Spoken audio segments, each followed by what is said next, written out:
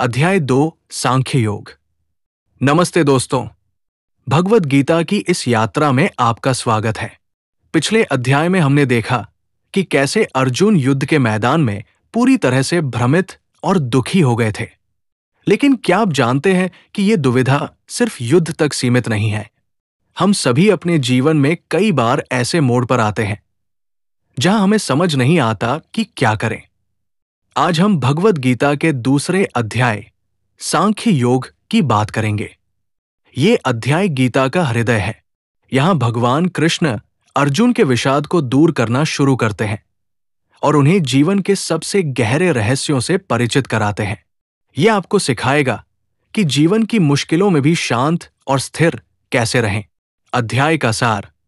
दूसरे अध्याय में भगवान कृष्ण अर्जुन को समझाना शुरू करते हैं कि उनका दुख क्यों व्यर्थ है। कृष्ण अर्जुन को आत्मा की अमरता का ज्ञान देते हैं। वो कहते हैं, अर्जुन, तुम जिनके लिए शोक कर रहे हो, न तो वे मरे हैं और न तुम कभी मर सकते हो। आत्मा अविनाशी है। ये न तो जन्म लेती है और न मरती है। ये सिर्फ शरीर बदलती है, जैसे हम पुराने कपड़े बदलते हैं। इसके बाद कृष्ण कर्म योग के सिद्धांत की ओर बढ़ते हैं। वो अर्जुन को बताते हैं कि एक योद्धा के रूप में उनका कर्तव्य युद्ध करना है। लेकिन महत्वपूर्ण बात यह है कि उन्हें अपने कर्मों के फल की चिंता किए बिना अपना कर्तव्य निभाना चाहिए। कृष्ण कहते हैं, तुम्हारा अधिकार केवल कर्म करने में है, उसके फल में कभी नहीं। कृष्ण हमें स्थिर बुद्धि का महत्व भी समझाते हैं। इसका अर्थ है कि व्यक्ति को सुख और दुख, लाभ और हानि, जीत और हार में समान रहना चाहिए। व्यावहारिक जीवन में महत्व। तो सांख्य योग हमारे आधुनिक जीवन के लिए इतना महत्वपूर्ण क्यों है? ये अध्याय हमें सिखाता है कि मौत का डर और अनिश्चितता कम होती है। जब हम समझते हैं कि आत्मा अविनाशी है, तो हम जीवन और मृत्यु को एक अलग नजरिए से देखने लगते हैं, जिससे अनावश्यक भय कम होता है। कर्म पर ध्यान दे, फल पर नहीं। ये सबसे बड़ी सीख है। हम अक्सर परिणामों को लेकर चिंतित रहते हैं, जिससे तनाव बढ़ता है। गीता सिखाती है कि अपना सर्वश्रेष्ठ दें, लेकिन परिणाम को भगवान पर छोड़ दें।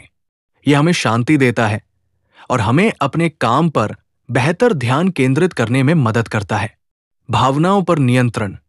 स्थिर बुद्धि का सिद्धांत हमें सिखाता है कि जीवन में उतार चढ़ाव आते रहेंगे, लेकिन अगर हम अपनी भावनाओं को नियंत्रित करना सीख लेते हैं और बुद्धि से काम करते हैं, तो हम किसी भी परिस्थिति में शांत और प्रभावी रह सकते हैं।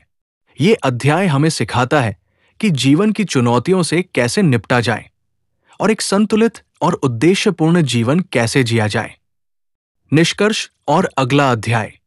तो दोस्तों, सांख्य योग हमें जीवन के प्रति एक नया दृष्टिकोण देता है। यह हमें सिखाता है कि हम कौन हैं, हमारा कर्तव्य क्या है और हम अपने कर्मों को कैसे करें ताकि हमें शांति और सफलता मिले। अगले वीडियो में हम गीता के तीसरे अध्याय कर्म योग की बात करेंगे, जहां कृष्ण कर्म के सिद्धांत को और गहराई से समझाएंगे और बताएंगे कि हमें एक्शन क्यों लेना चाहिए।